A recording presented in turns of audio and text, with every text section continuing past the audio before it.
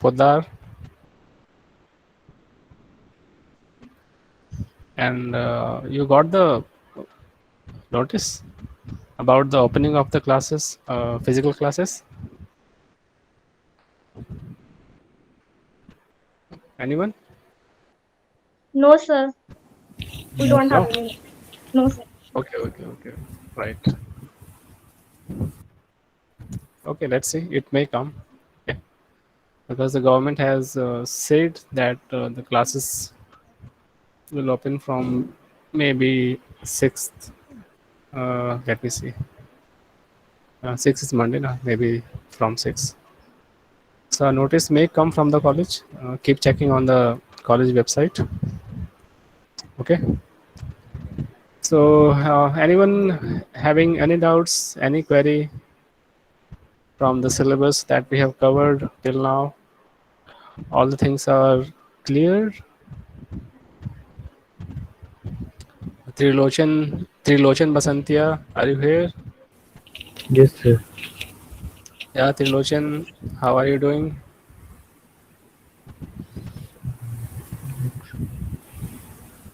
Hello, Trilochan. Yes, sir. Sir, Yeah, no are doubt, sir. you not good? What happened? Sir, no doubt, sir. No doubts. Okay. Okay, keep revising the things. Okay.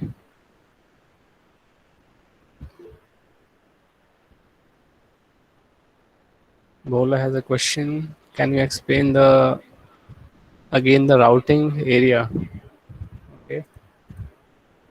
Routing is basically the area which is will be there for wires. Okay. So look at here. Here we will be having the different gates, logic units. Okay, sitting here and here in this horizontal area. So they will be placed horizontally along a line, but they need to be interconnected also. Maybe some standard cell sitting here okay, wants to get connected to this standard cell. And how would this happen? So output of this may be coming to the input of this. Okay, so there need to be a physical wire connection. Okay, and it will exist for many other gates. This may be coming to here, this may be coming to here, like this. Okay, so these routing channels are the space provided for the interconnections or the wires which will be used for connecting different standard cells. Okay, so these the space between these two horizontal areas. This space is the routing channel here. This is the routing channel here. Okay, so routing basically means connecting different things. Okay, but here we are referring to connecting different components. So this is about the routing channel. Okay, routing area. So we had seen gate array design in the previous class, and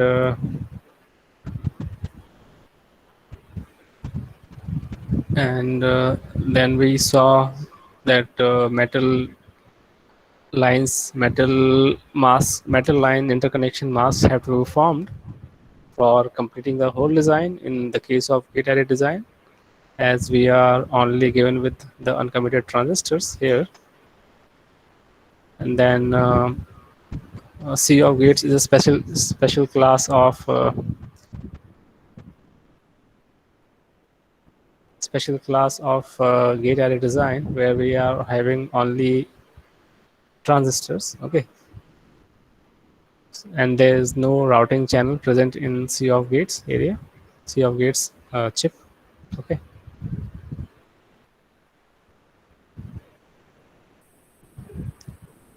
then we saw about the FPGA. Okay, and this is the simple structure of FPGA chip.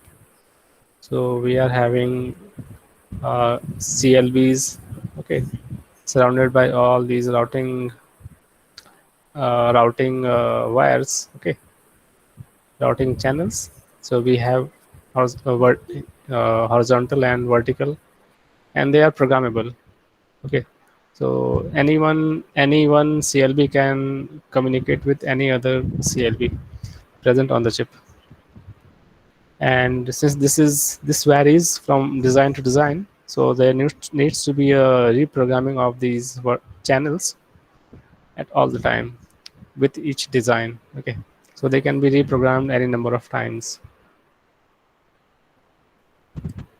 So, and we saw the internal structure of CLB and the programming of these interconnect.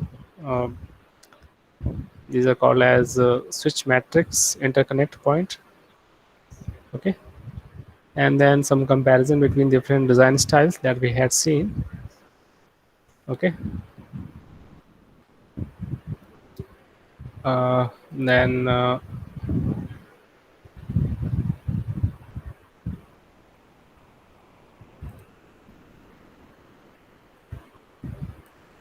okay, so here we have different kinds of companies. Okay, uh, some are called as EDA vendors. So what are these EDA vendors? They provide various tools for various setups of VLSI design, but do not own hardware products. Okay. Their products are software. So they provide software solutions. Okay, and the methods to make them work together. Some examples of these EDA vendors are some very good companies like Cadence, Synopsys, Cadence, Mentor Graphics, then Magma. Okay. And there are some companies called as chip manufacturers.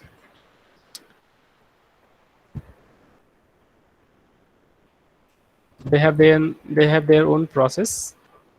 Process means the fabrication plant. Okay,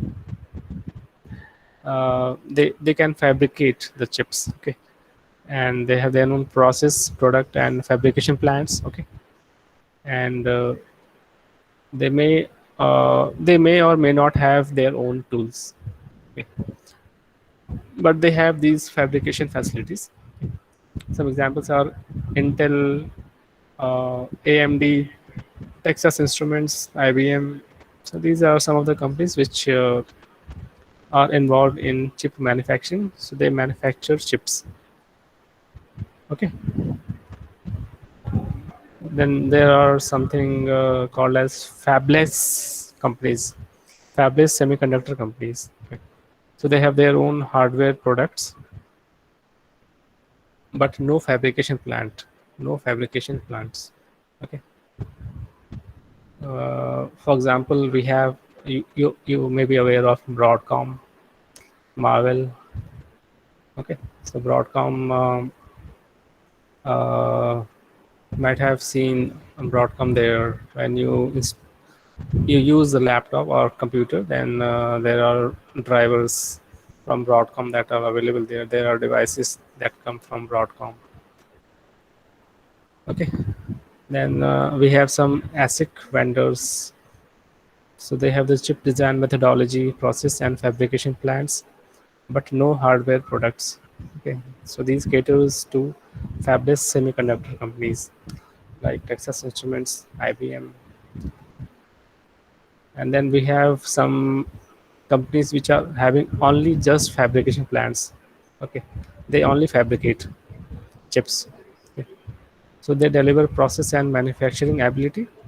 So for example, we have Global Foundries and TSMC, this Taiwan Semiconductor Manufacturing Company, IBM, TI, Texas Instruments, UMC, and one more is Global Foundry. So these are just involved in fabrication of ICs, and they just fabricate. They do not have anything else. Okay.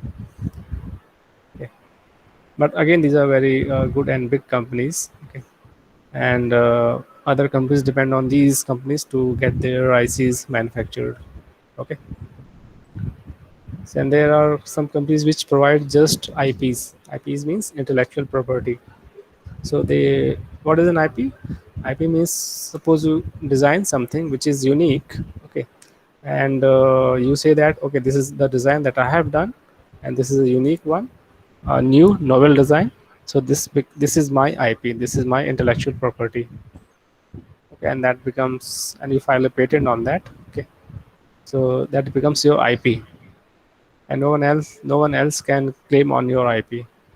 So some companies just provide different types of intellectual properties for the other companies.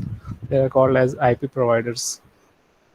Okay, for example, ARM will just design different architectures of microcontroller, microprocessor. Okay, but they do not fabricate this. They design it and then they sell the design to other companies. Okay, there are various kinds of companies. Okay, each are working in different areas. Some are working in just the design process, designing of the chip. Some are working on the back end design. Some are working just on the front end design. Some are working on just on the verification of the design, and some are working on the actual fabrication of the chips. Okay, so companies are dedicated to a particular area, and they uh, take help from other types of companies. For example, if there is a company A, okay, which is involved in the designing of the chips. This is company A. Okay, then just designing is not enough. It needs to be verified. So there may be company B, which is there in the verification. Okay, working. So it will design. It will transfer. It will give its design to company B and say that okay, verify this design. So company B will take the design from company A and will verify the design and give it back to company A. Company A will get the verified design. It knows that okay, this particular design is working, the simulation is working fine. Then it needs to go to the next step. So there may be a company C, which uh, would be involved in just fabrication. Okay. Now after taking the design from company B again, it will send that design to company C for actual fabrication. So company C will take the files from company A and will fabricate that chip and again send it back to company A. Okay, but before that, the design may not be coming from company A itself. The design might be coming from some IP providers. IP providers. So like IP providers may be sourcing their design, maybe giving their IPs to company A, and company A might be using these IPs into their whole complete design. Okay, so I mean to say that you will not find a single company uh, which is involved in all of these. It is rare. Okay, maybe very few companies which is doing all of these works, but most of the time it is the exchange between different companies and their cooperation that you get a complete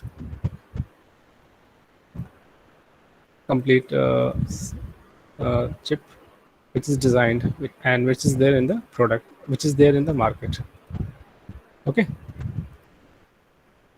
then we'll start the fabrication part. Okay, so till here, um, this VLSI design styles portion is over. Okay, we will move to the next topic, which is about the study of fabrication and how does the fabrication process actually looks like.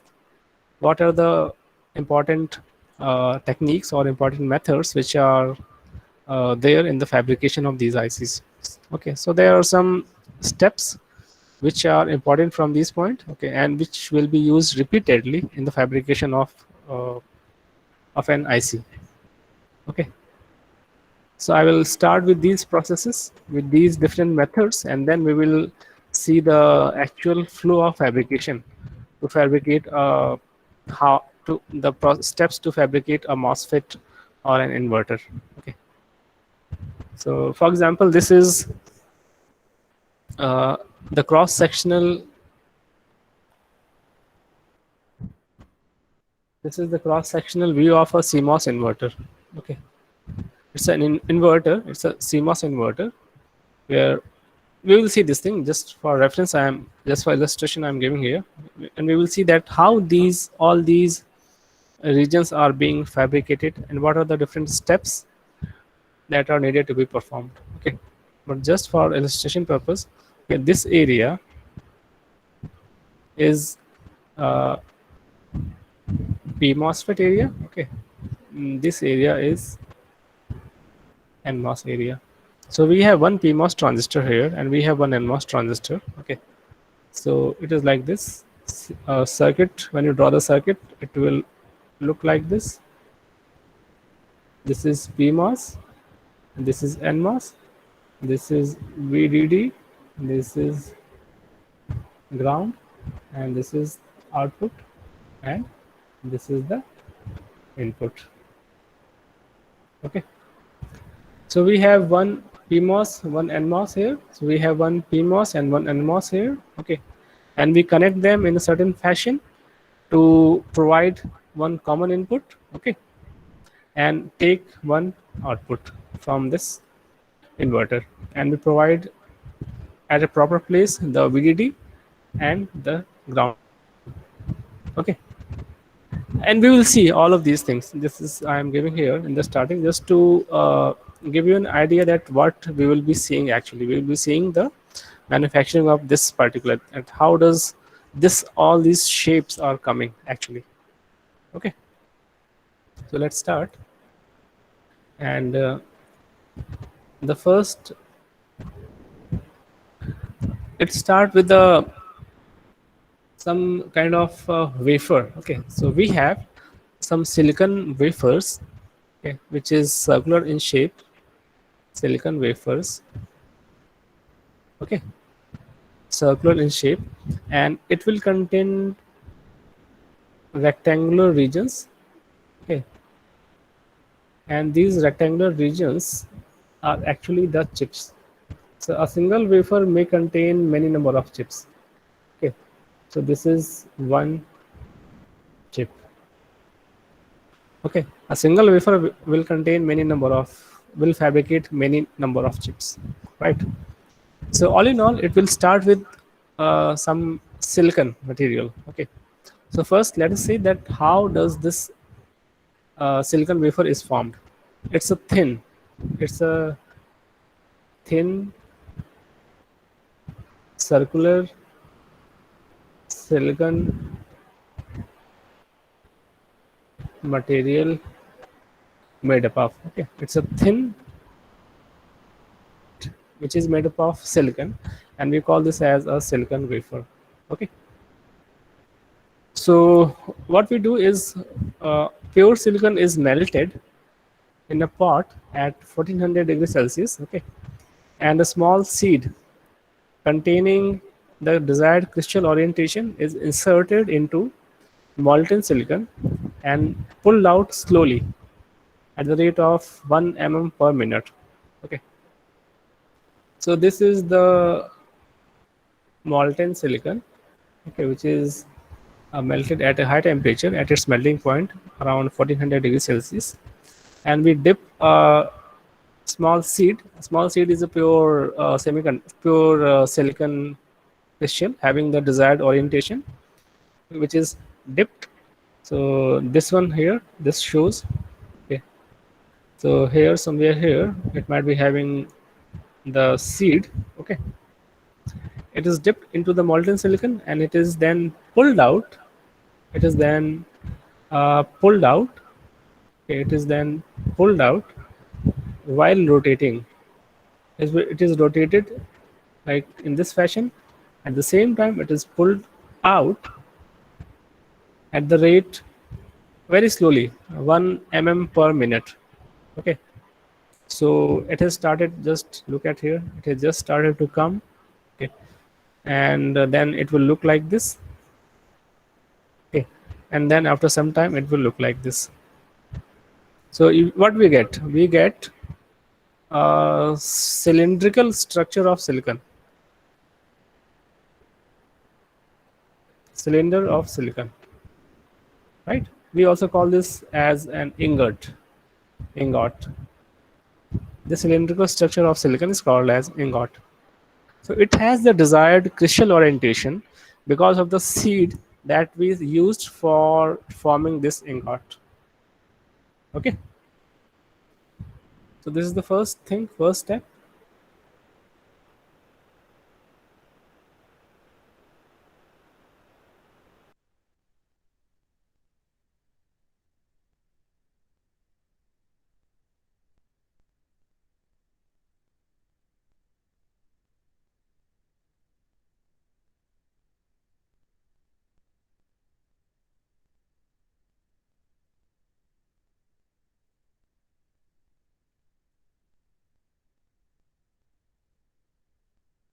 INGOT.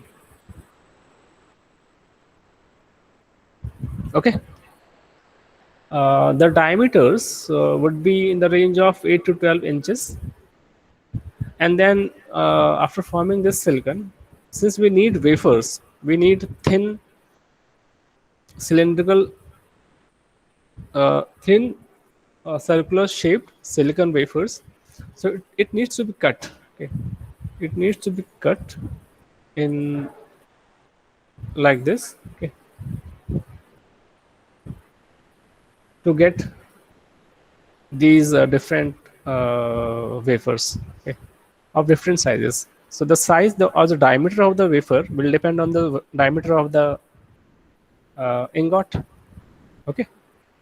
So this cylinder is carefully sawed into thin discs called as wafers, and then these wafers are later polished and some processings are made, and it will look like this. So this is small diameter, this is medium, this is a larger silicon wafer. And look at, you can also observe chips. These small square regions are the individual chips.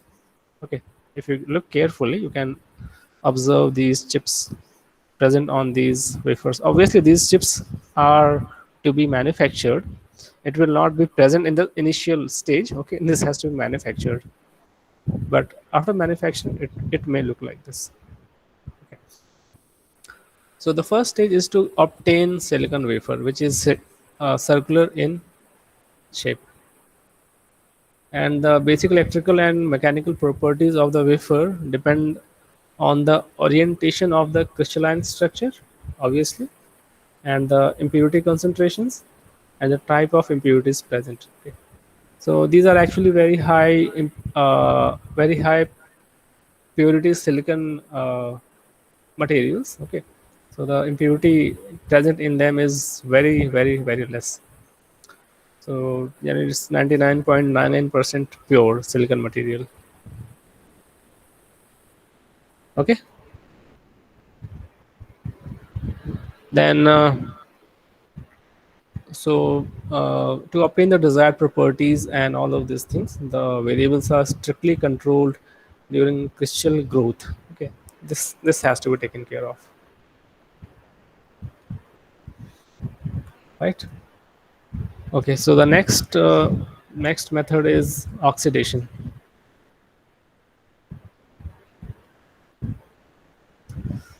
So, as the name suggests, so we do some sort of oxidation. We oxidize something. What? We oxidize silicon here. Okay, because the base material is silicon, and in the process of manufacturing chips, we will need silicon dioxide many a times. Okay, and the process to obtain silicon dioxide from silicon is called oxidation. Okay, look at this. This is SiO2 layer, and this is obtained by performing oxidation method. Okay. So in oxidation, silicon reacts with oxygen to form silicon dioxide, SiO2. Okay. And to speed up this chemical reaction, it is necessary to carry out the oxidation at high temperatures. So it is carried out at high temperatures of around 1000 to 1200 degrees Celsius. and inside ultra clean furnaces. So it is carried out inside very all these things. The manufacturing of ICs, you will see, you may find various videos on YouTube. Okay, you will see that the facility where these things are provided, those area are made ultra clean.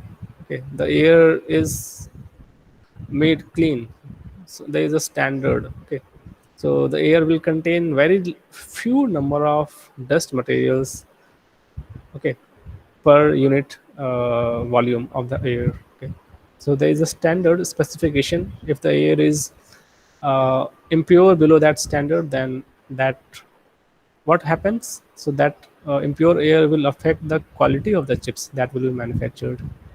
Okay, so all these things are being carried out inside very clean, we call this as clean rooms. Okay, clean rooms. The oxygen used in the reaction can be introduced either as a high purity gas. Okay, so oxidation can be of two types: dry oxidation and wet oxidation. Okay, when the oxidation is carried out with the help of gas, okay, a dry gas, it's called as dry oxidation, and when it is done with the help of a steam, okay, it's called as a wet oxidation. So in general, wet oxidation has a faster growth rate, okay, but dry oxidation gives better electrical characteristics. So depending on the need, whether you need faster growth rate and you can compromise with the characteristic, okay, then we can go with the wet oxidation. And if the priority is getting a better characteristic uh, oxide layer, okay, then in that case dry oxidation process has to be performed. Okay, so this is the silicon material. Okay, and when we perform oxidation on the top layer of silicon gets converted into uh, silicon dioxide. Okay, so this area actually is silicon dioxide, right? And we will see what is the use of silicon dioxide in the during the fabrication process. We will see. But before that, I am trying to get you introduced about these different steps, different methods, so that it will become more clear during when we see the actual methods or steps. Okay.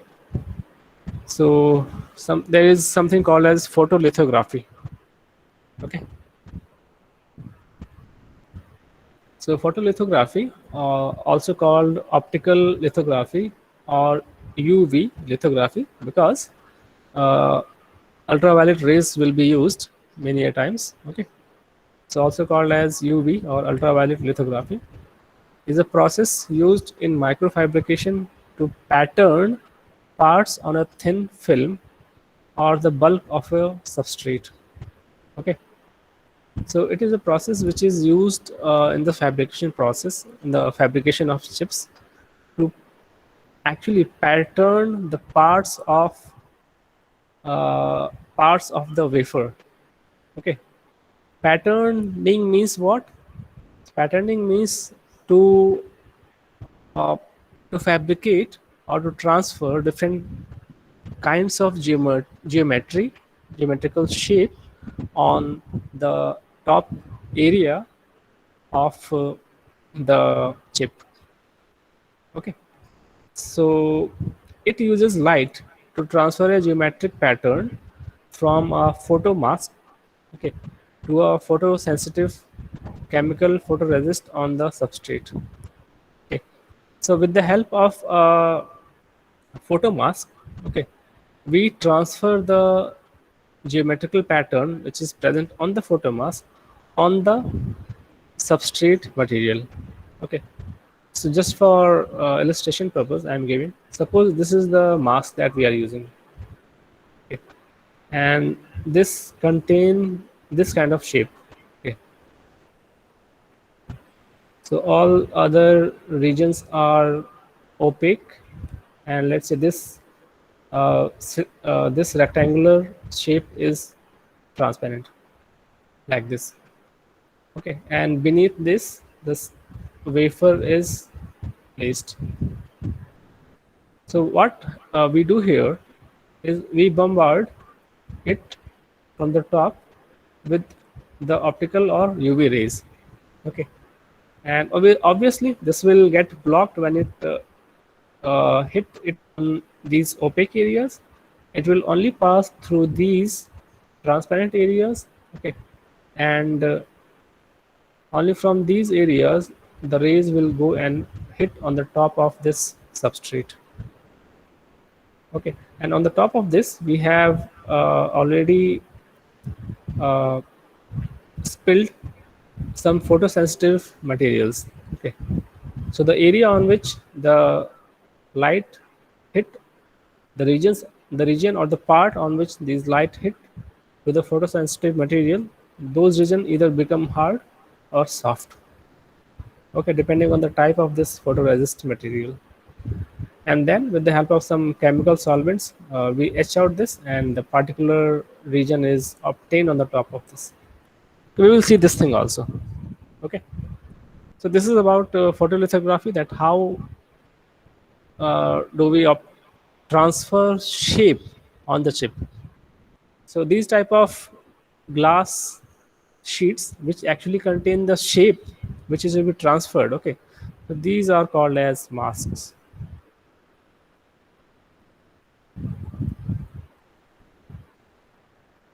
Okay, so masks are very important, that contains the actual geometrical shape which is to be transferred on the silicon substrate. So we will have a different set of masks for different kinds of geometrical shapes that needs to be transferred on silicon substrate.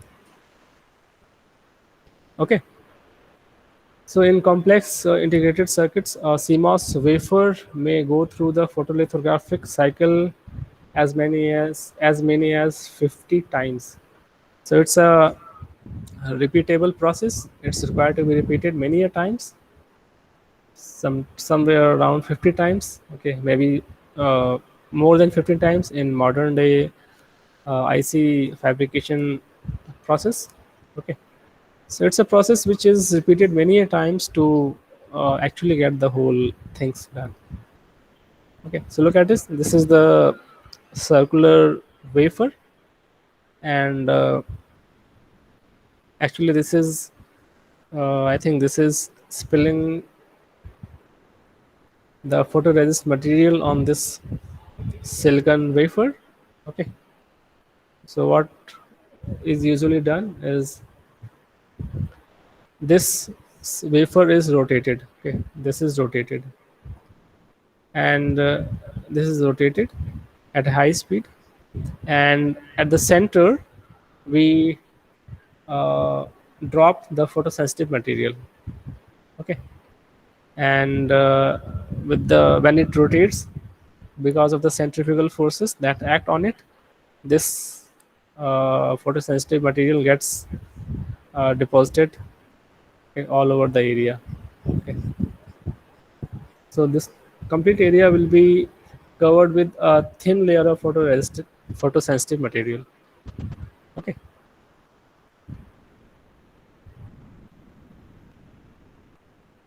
okay, now here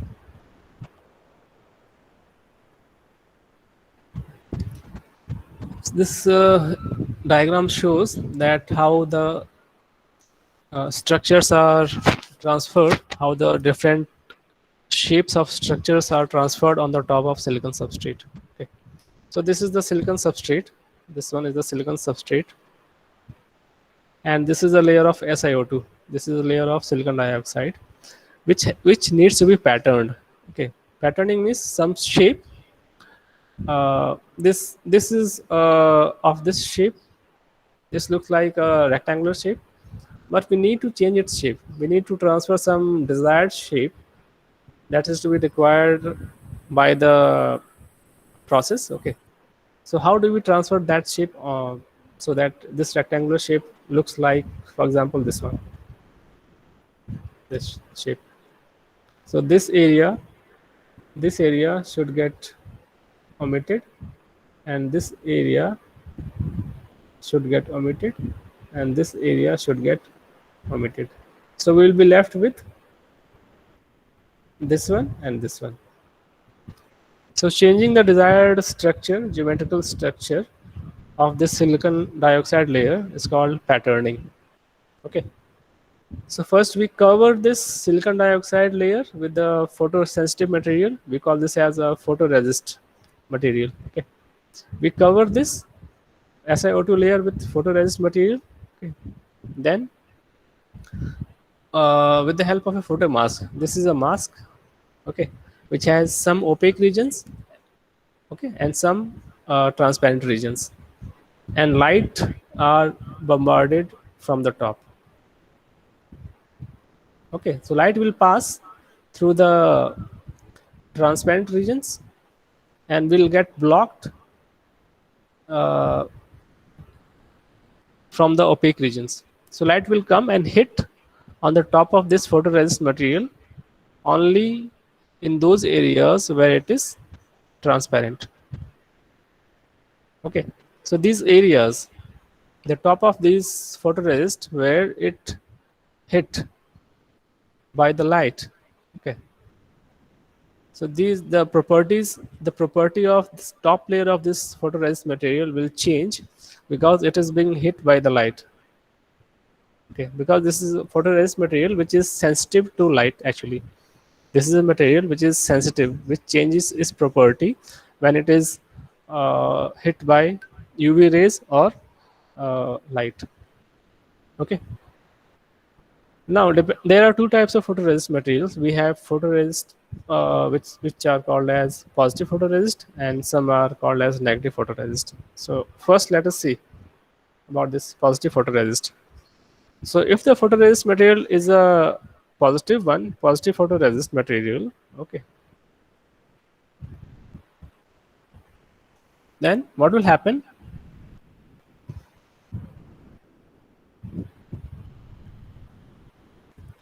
The regions which are exposed to light during this step, those regions become soft.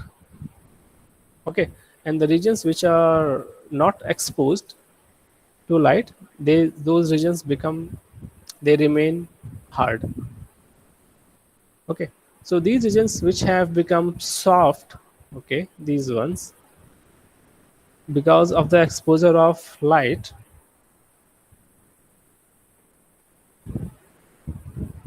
they can be etched out with the help of some solvent, with the help of some chemical solvent.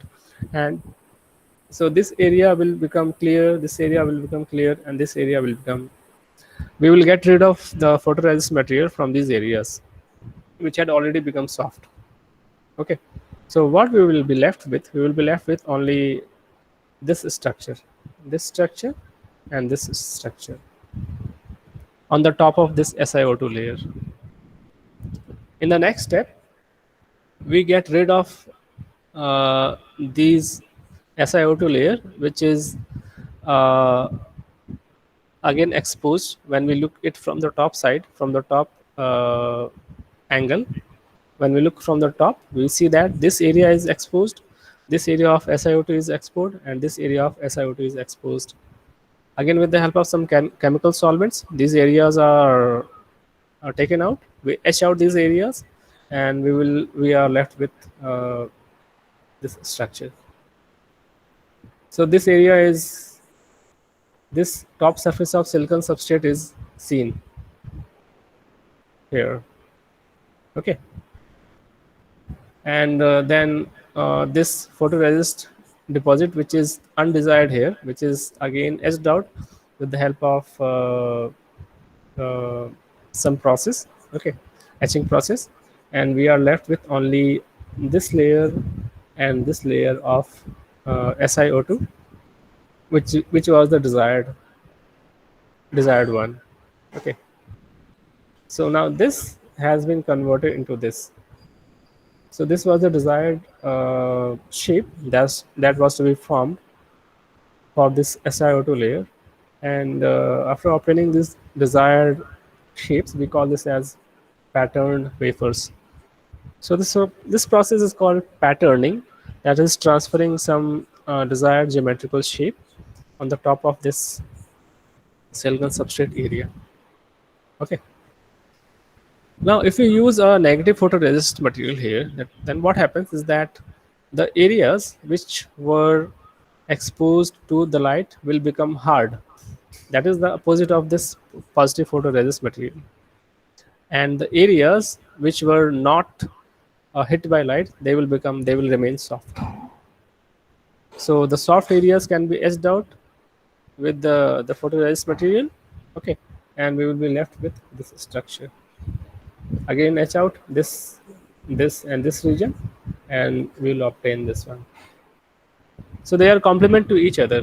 Okay, if you use a positive photoresist material, you will get this structure, and if you use a negative photoresist material with the same mask, then you will get a complement. We may say that this the complement of this structure. Okay, so this is how we transfer a shape. This is a photo mask. It contains some opaque and some transparent regions. Okay, so we transfer these shapes on the top of silicon substrate like this. Okay, so this is called as patterning. We call this as a photolithography because we are using actually the photo uh, rays or the UV rays, and it's called as lithography, a kind of writing on the stone. But here we are using silicon, so we are trying to write on silicon uh, material. Okay, so this is what happens. Already we had seen this thing, so I will just skip this slide. Okay, next method is called as etching. So etching means to take out something. If say, there is some unwanted thing or unwanted material or unwanted layer portion, so we need to take out that unwanted portion so that some desired process, some desired shape can be obtained. Okay, so to permanently imprint the photographic patterns onto the wafer, chemical etching or dry etching procedures can be used. So again, we are having two types of etching process. One is called as wet etching and one is called as dry etching. Okay, and then there are different chemical solutions which are used for removing different types of layer. For example, hydrofluoric acid HF can be used to etch out SiO2 layer as in the previous case. Okay, then potassium hydroxide KOH is used for removing etching out silicon layer, and phosphoric acid can be used for removing aluminum layer. Okay,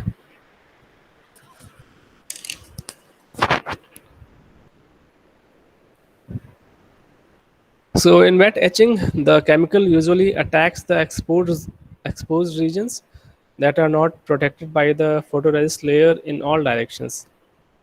It's a case of isotropic etching. Okay, so what it is trying to say is that okay, I will go to the next slide. Look at here. So what we see here is the concept of undercut.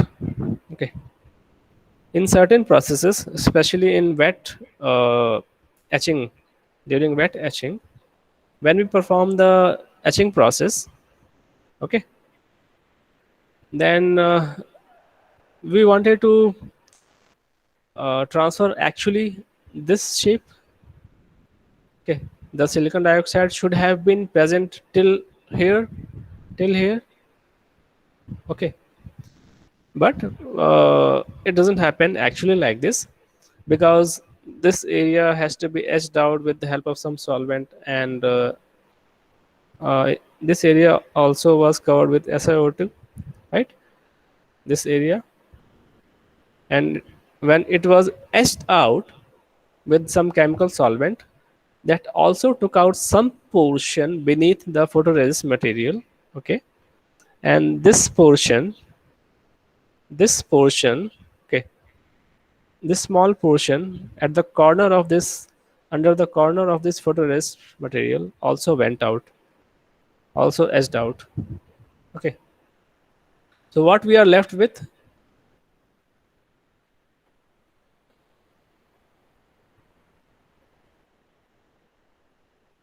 so we are left with this kind of structure.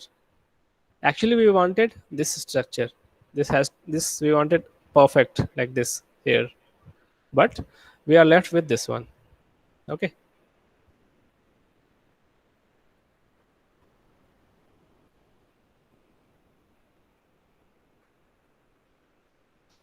so this loss, small loss under the edges of photoresist material, okay, this loss, this area is called as an undercut. Okay, and this usually happens with the wet etching process, and this also is the case of isotropic oxide etch with severe undercut beneath the photoresist layer, which is undesired. This is not desired. We want this perfectness, and this happens in the case of, this is achieved in the case of anisotropic etching, okay, which usually produces a cross section with no undercut. Okay,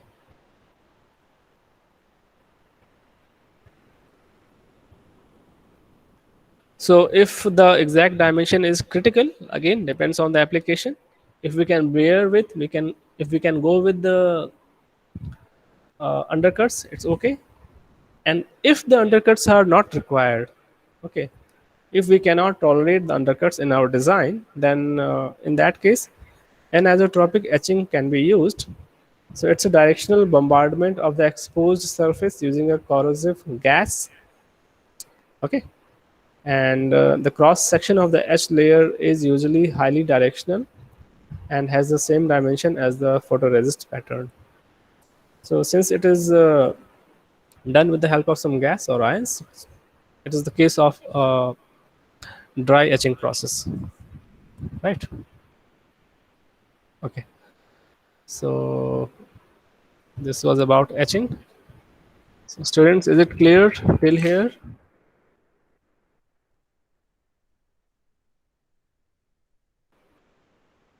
Please respond in the chat box if it is clear.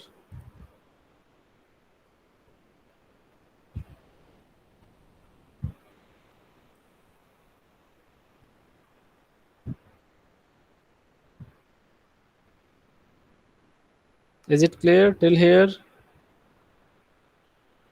The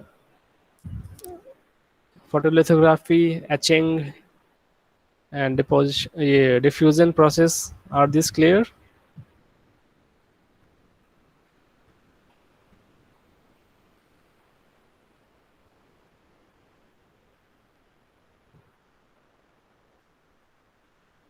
I hope you are listening.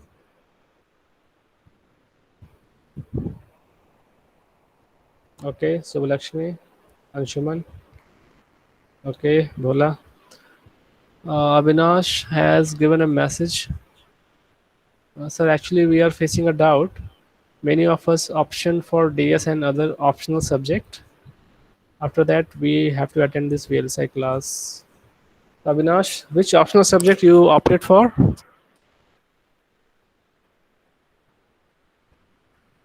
Avinash, what subject did you opt for?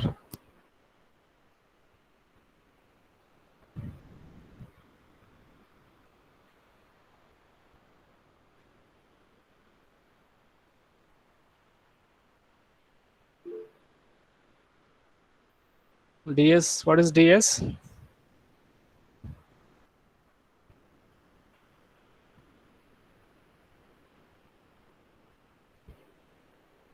I think someone told me that some students had opted for biomedical and some other students have opted for VLSI.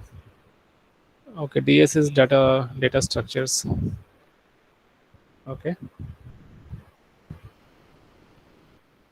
so in that case, you can talk to your department faculty. You can talk with your HOD. Okay, that how these subjects are being given to the students.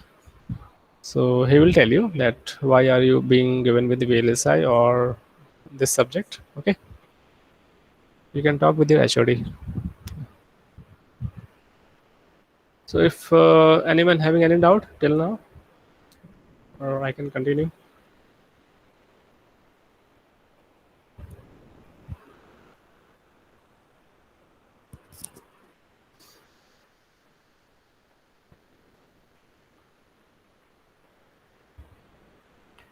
I hope students are listening. Okay, so I will continue here.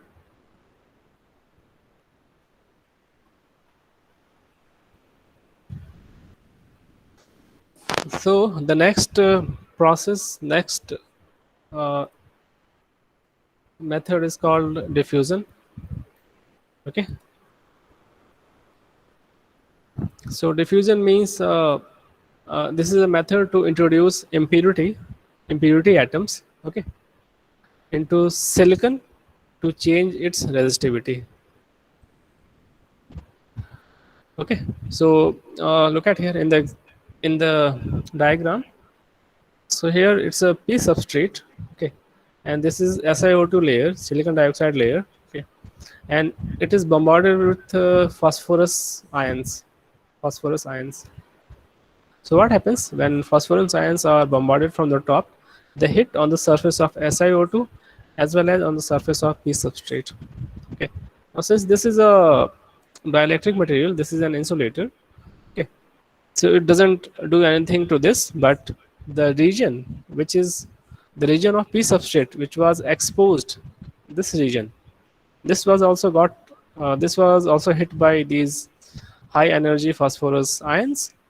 So because of their high energy content, they uh, went and they entered inside the region of p substrate.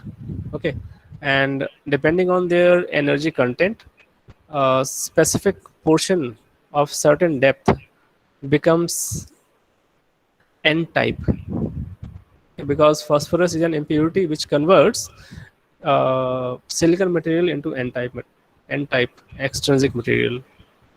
Okay, so this particular region gets converted from p to n type by this dopant material phosphorus, right? And of what depth, of what height it will be, the n will be formed. It depends on the energy of these phosphorus ions which are bombarded on the top.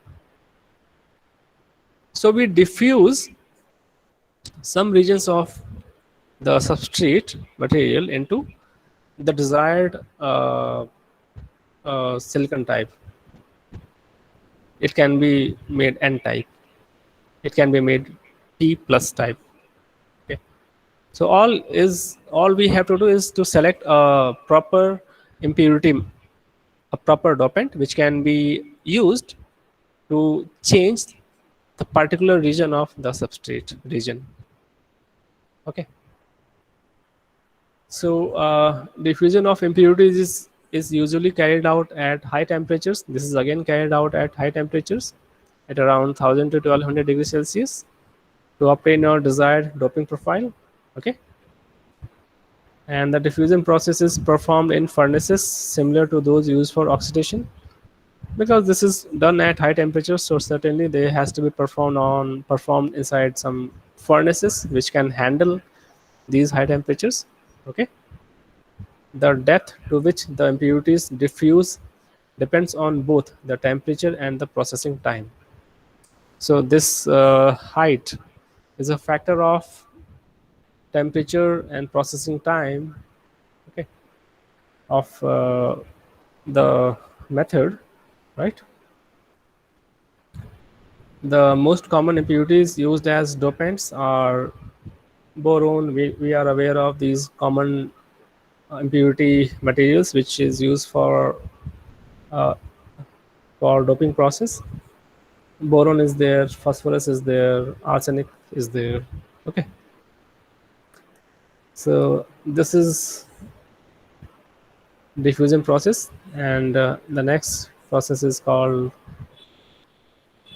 ion implantation.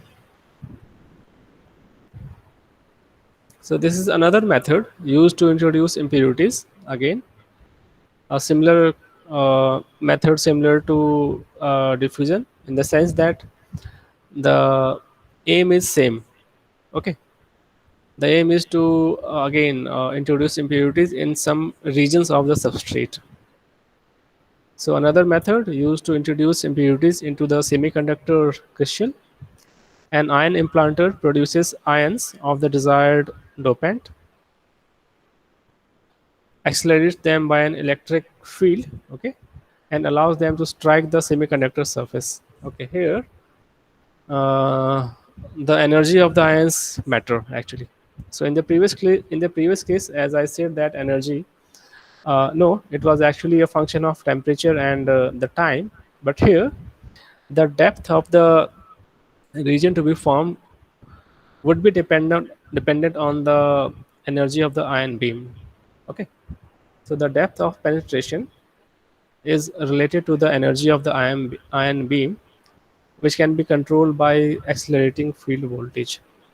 So higher is the energy of those ion beams, more will be the depth of penetration in the substrate.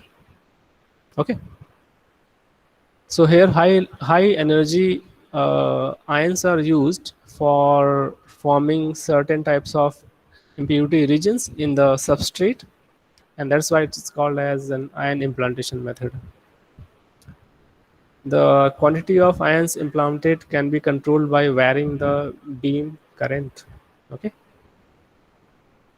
since both voltage and current can be accurately measured and controlled, so ion implantation results in impurity profiles that are much more accurate and reproducible than what can be obtained by diffusion.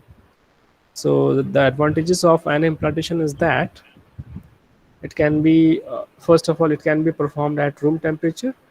Okay, and also the accuracy of the regions in terms of the depth, the height of the regions, or and also in terms of the impurity concentration of those regions, that accuracy can be controlled. That accuracy can be higher for the case of ion implantation as compared to the diffusion process. Okay, so okay, and the next method is called as chemical vapor deposition. All of these things will be used in the fabrication of those ICs. Okay, so first what I am trying to do is I am trying to make you familiar with these different methods which are actually used in the fabrication step of those ICs. Okay, so the next method is chemical vapor deposition. So it is actually uh, the method which is used to deposit a layer, to deposit one layer on the top of another layer. Okay, so it adds an extra height to the whole dimension. Okay, so chemical vapor deposition is a process by which gases or vapors are chemically reacted, leading to the formation of solids on a substrate. CVD can be used to deposit various materials on a silicon substrate, including SiO2, silicon nitride, Si3 and 4, and polysilicon, and many others. For example, if silane gas and oxygen are allowed to react above a silicon substrate, the end product is a silicon dioxide layer that will be deposited on as a solid film on the silicon wafer surface. So by using CVD or chemical vapor deposition technique, SiO2 layer can be formed with the help of a reaction between saline gas and oxygen on the top of the silicon wafer surface. Okay, and also we can also form a layer of silicon dioxide by using, if you remember, the earlier method called as what was that method? If you remember, what was the first method? Let me go there. The method was called as oxidation. Yeah. We can also form SiO2 layer with the help of oxidation, and we can also form silicon dioxide layer with the help of chemical vapor deposition. That will again depend on the requirements. Okay. So what type of layer do you want? Okay. What quality do you want? The properties of the CVD oxide layers are not as good as those of thermally grown oxide. Uh, it refers to that oxidation process. Okay. But they are sufficient to allow the layer to act as an electrical insulator. So we get better property layer in the case of oxidation as compared to chemical vapor deposition method. Okay. But the advantage of a CVD layer is that the oxide deposits at a faster rate. So this is a bit faster process than oxidation, and it can be done at a lower temperature, at a relatively lower temperature as compared to that oxidation process. Okay. Such a layer is called polycrystalline silicon. We can also deposit a layer of polysilicon. And why it is called a polysilicon? Because it consists of many small crystals of silicon aligned in aligned in random fashion. Okay, and then polysilicon layers are also used. Okay, they are doped heavily to form to make them conductive, so that they can be used for local interconnects on the top of the chip. Okay, and we will see again. We will see these things. This thing. So this was about chemical vapor deposition. I think the last is metallization.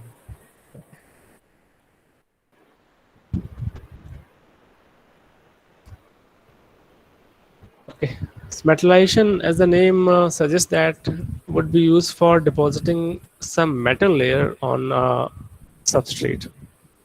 So the method is called as sputtering technique. Okay.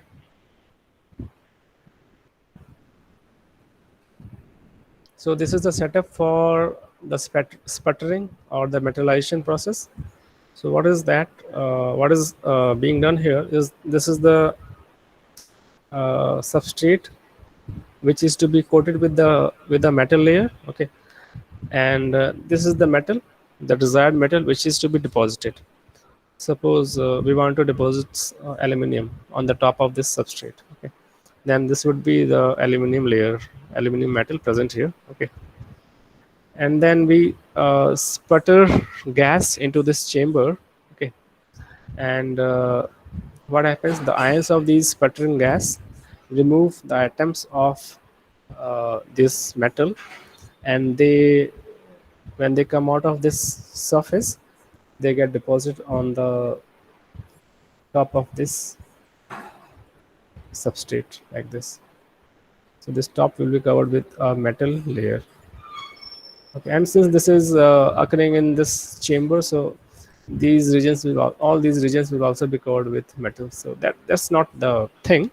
The thing is that the top surface of this substrate will also be covered with the metal layer, and by this sputtering process. Okay, and then this gas comes out from this outlet. Okay, so the purpose of metallization is to interconnect the various, we use metal layers to perform, to make interconnects, or to for wiring, right, to connect one to one component output to another component input. is to interconnect the various components or transistors, capacitors, etc. to form the desired integrated circuit. So it involves the deposition of a metal over the entire surface of the silicon. The required interconnection pattern is then selectively etched. So first we cover the entire surface with a metal layer, and then we perform again that patterning method. Again we pattern that entire surface, okay, to get the required area on the top of that surface. Okay, and how do we perform patterning? We had already seen. The metal layer is normally deposited via a sputtering process. A pure metal disc, 99.99% aluminum target, is placed under an argon ion gun inside a vacuum chamber. So this chamber is made vacuum. The ions are made to physically bombard the target.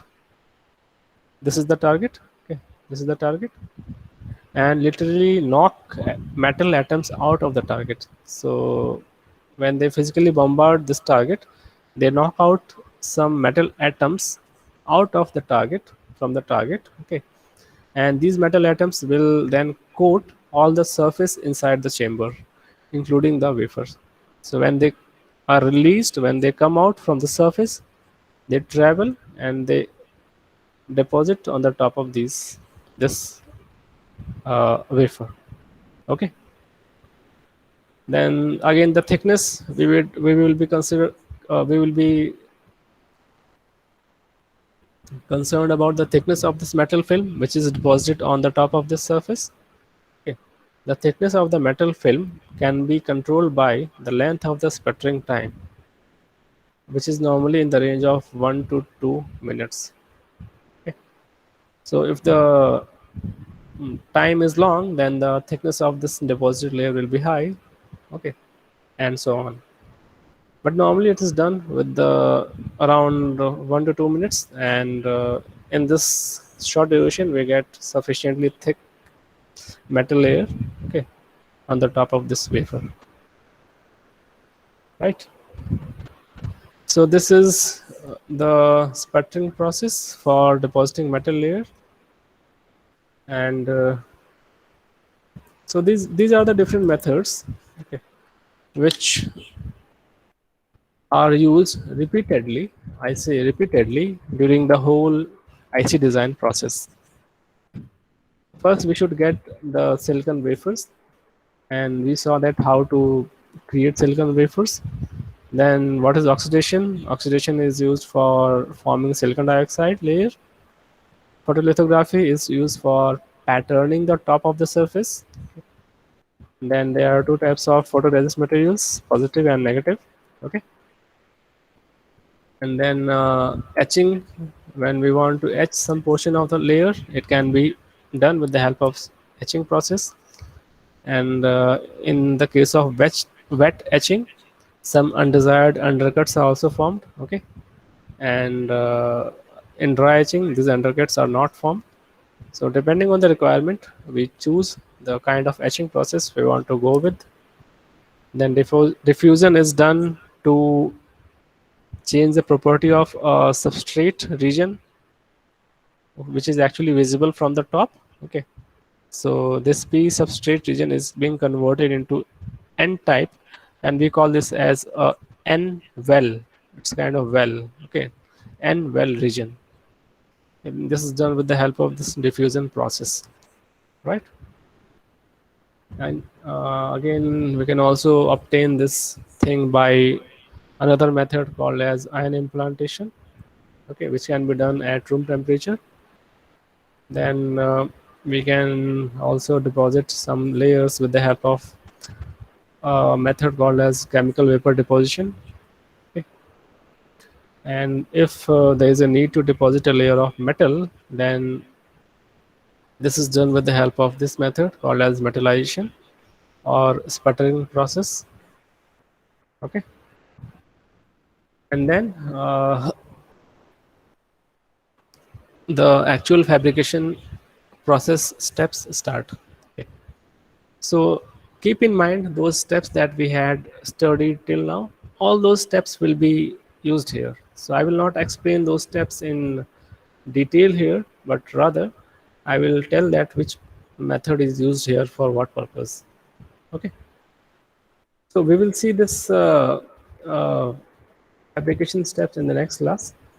So till now what you do, you just go through these different methods, try to get familiar with them, and I have already shared the presentation with you, the PPT slides with you, so you can also go in advance and check out these slides at what is going to be taught in the next class. With that you can become more familiar, you would be able to grasp more knowledge, okay, more information. So this thing we will see in the next class. Okay, so any doubts, anything from today's class? Anyone can ask, and you can give your attendance in the chat box. Just write your roll number and name in the chat box for your attendance. So write your roll number and name. Okay, and any doubts, any queries, you can ask.